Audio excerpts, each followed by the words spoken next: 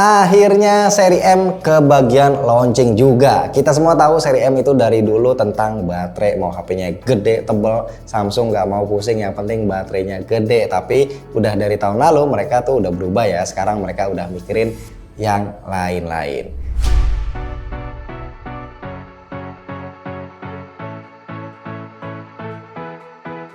Bismillah, alhamdulillah kita ketemu lagi bareng gua Romi. Dan yuk mari kita bahas ini Samsung Galaxy M34. Kita mulai dari desainnya.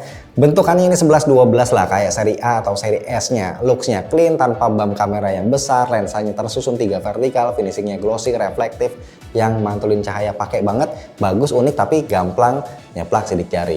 Untuk frame-nya dia masih ngebawa ciri mid-range Samsung yang agak membulat gitu ya, nggak flat kayak HP masa kini. Frame dan backdoornya sama-sama terbuat dari polikarbonat tapi terasa solid pas dipegang. Nggak usah diraguin lah, kalau build quality-nya Samsung itu memang oke. Yang rapuh itu cuma kardusnya doang, secara itu kan eco-friendly.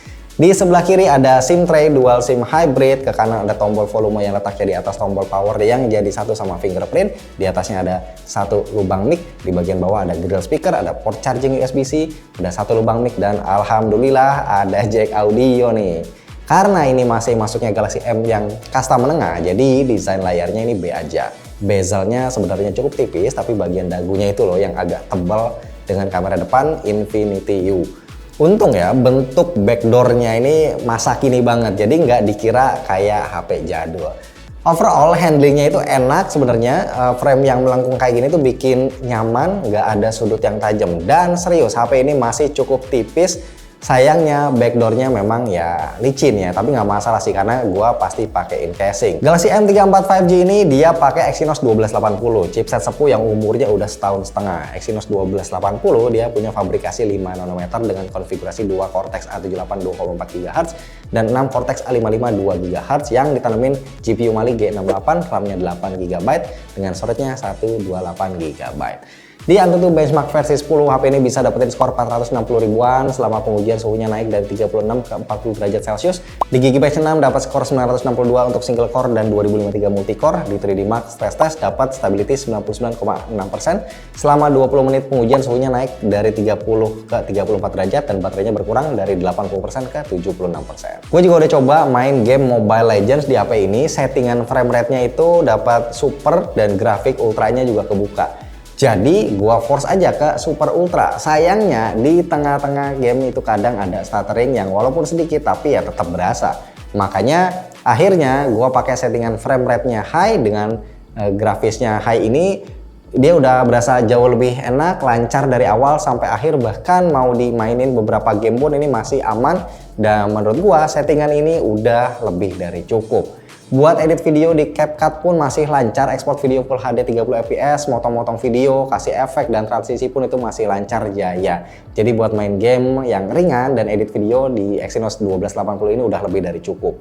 Lanjut ke layarnya, udah pakai Super AMOLED 6,5 inci nih bos. Resolusinya Full HD 120Hz yang punya peak brightness 1000 nits dan udah ke cover Corning Gorilla Glass 5. Dan walaupun ini HP mid-range, layarnya udah ngantongin sertifikat SGS Eye Care ya, artinya minim blue light.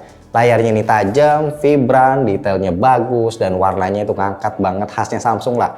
Buat nonton YouTube ataupun Netflix ini udah enak banget.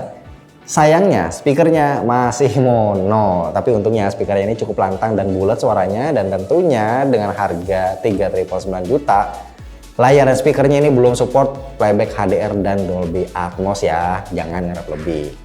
HP ini datang dengan OS-nya One UI 5.1 dan Android Security Patch September 2023, ya bisa dibilang cukup update. Dan One UI ini memang sesuatu banget sih jujur li. Pas dipakai buat navigasi menu dan scroll-scroll tuh kerasa smooth dan fluid banget. Bloatware-nya juga sedikit ya, paling cuma beberapa aplikasi bawaan Samsung aja yang itu pun bisa langsung kita uninstall.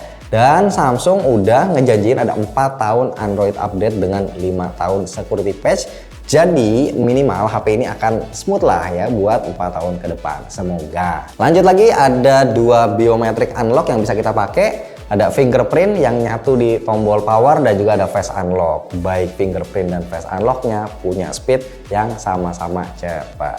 Nah, seri M ini kan so pasti all about baterai. Yes, kapasitasnya gede 6000 mAh yang awet banget. Pengalaman gua seharian baterainya penuh nih dari jam 6 pagi gua pakai buat benchmark, main game, nonton. Baterainya itu masih nyisa 82% pas jam 5 sore, gokil banget. Samsung sendiri ngasih speed charging up to 25 watt ya, ngecharge-nya 2 jam kurang-kurang dikit lah. Terakhir kita ke kameranya, punya setup triple kamera, ada 50 megapiksel OIS, ultrawide 8 megapiksel dan makro 2 megapiksel, anggap aja bonus. Kamera utamanya punya detail dan kontras yang baik pas kondisi daylight atau banyak cahaya. Dynamic range-nya juga cukup luas, walau pas kita zoom itu kelihatan ya fotonya agak over sharpening dan over saturated sedikit. Dalam kondisi low light detailnya masih cukup oke, walaupun pas di zoom ya ini noise reduction-nya juga cukup over menurut gua. Buat video, kamera utamanya mentok 4K 30 fps, kalau mau 60 fps harus turun ke Full HD. Kalau mau lebih stabil bisa aktifin Super Steady di Full HD 30 fps aja mentoknya.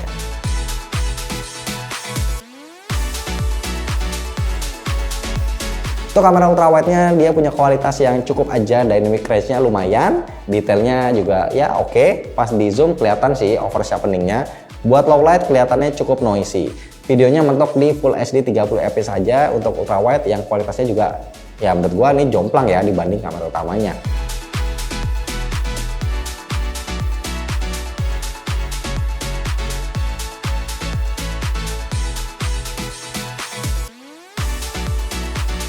Nah, kamera depannya 13 megapiksel yang cukup wide buat WiFi. Kualitasnya cukup oke buat dipakai foto di kondisi yang banyak cahaya, di kondisi low light, detailnya juga masih termasuk lumayan oke. Videonya dia mentok di Full HD 30 fps.